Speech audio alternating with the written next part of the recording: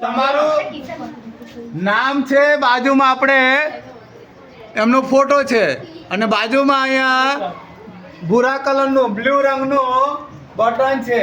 ત્યાં તમે કોઈ પણ છે, દાખલા તરીકે આ વિધિ ધોરણ નરેશ, તો બાજુમાં અહીંયા હું ભૂરા ઉપર ટચ કરીશ ને એટલે ટું અવાજ આવશે અને સીધું, અને એક વખત તમે વોટિંગ આપી દીધું એટલે પછી બીજી વખત તમે આપી શકશો નહીં. બીજો ભાઈ આવીને બેરેટ દબાવશે ને ત્યારે જ આ ખુલશે. એક વખત આપી દીધું, ચલો પ્રીતિ સંજયને આપી દીધું, પૂરું થઈ ગયું. હવે હું ફરીથી દબાવું ને તો જ તમે બીજી વખત વોટ આપી શકો. એટલે આપણે એકને એક જ મત આપવાનો છે. જેને આપવું હોય, ચલો કે માર તો કે 12 જ દેખાયા, તો આમ કરશો ને એટલે બધા કેન્ડિડેટ દેખાશે. બધા જ કેન્ડિડેટ તમારે ઉમેદવારો અહીંયા જોઈ શકાશે. તમને જેને વોટ આપવો હોય એને તમારે આ ભૂરા બટન ઉપર ક્લિક કરવાનું છે.